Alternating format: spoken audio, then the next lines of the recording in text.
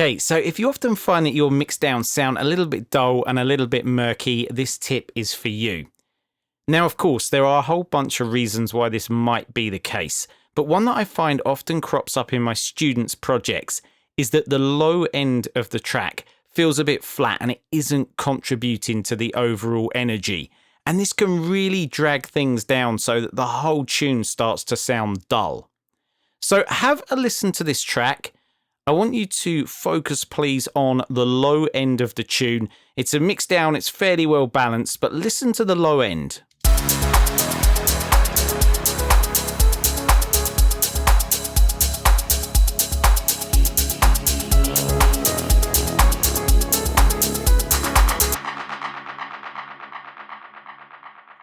So it's powerful enough, but to me it sounds pretty dull. So the tip I'm going to give you is so easy, but this is just so often overlooked, it's unbelievable.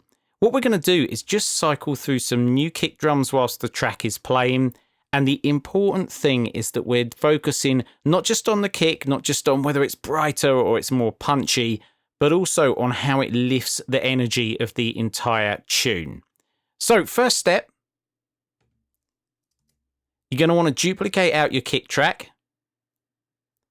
Then you're going to turn off the original and key map your on-off buttons to exactly the same key on your keyboard. So now we can just literally compare and contrast very, very quickly. Then on our new kick drum track, obviously, we want to bring in a new kick.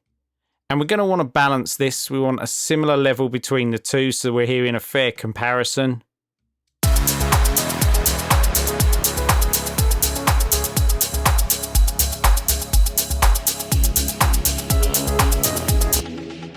So already you can hear that is sounding better, right? The whole track is getting a lift. This is a punchier, more energetic kick. But let's see what happens if we hot swap now. So you're going to want the hot swap button that is in the actual window of the simpler, not the one that swaps out the device. Turn that on, and then using your up and down arrows on your keyboard and enter, you can keep swapping the kick in whilst the track is playing.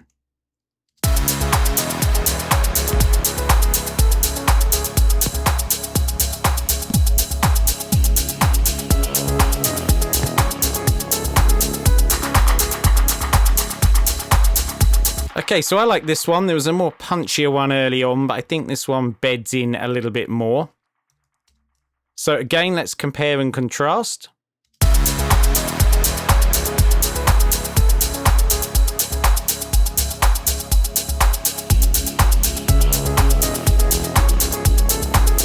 So much more energy, right? And just to check, look, the volumes are near on identical here. Now, once you've found a kick that you feel is lifting the energy of the mix, there is a second step, and it's really important, and that is to make sure that this is bringing the same characteristics to the table. It's gelling with the other elements in the same way as your first kick was. Because ultimately you picked this first kick for a reason, right?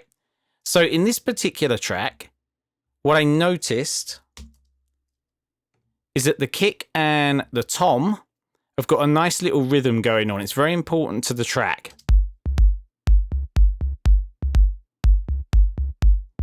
So I want to make sure that that's working really well with the new kick.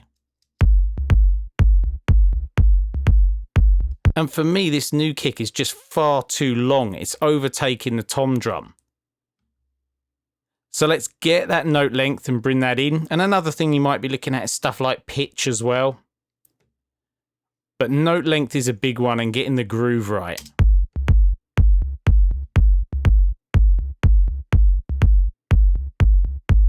That sounds nice to me, so let's have a listen now.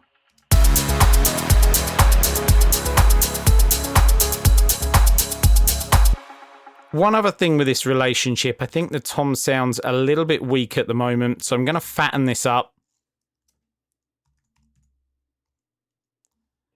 Now, one of the tools that I love for this, Soundtoys Decapitator, a bit of a go-to for me. But if you don't have this is absolutely fine. In live, you've got things like the drum bus, you've got saturators, dynamic tube, lots of things to experiment with. But I always like to go for the quick wins if I can. And for me, the drum fattener inside Decapitator often yields great results. Okay, so let's have a quick listen to the before and after.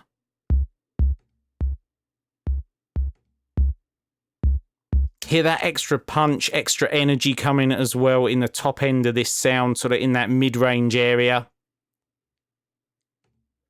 And I'm just going to make sure that I map this as well. So now this is going to turn off when we go back to our old kick. So we get old kick and old tom versus new kick and new tom. So let's have a listen. We'll start with a new version and then I'll take it off so you can hear the difference, remembering to focus on the overall feel of the mixdown.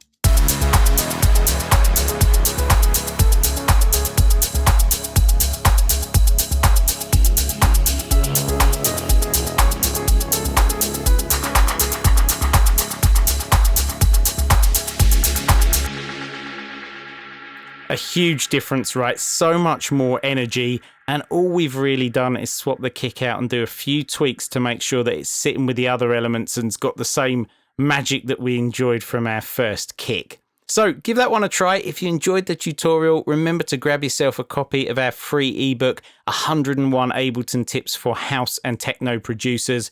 It's completely free. It's an awesome book, covers everything from mixdown to arrangement to sound design.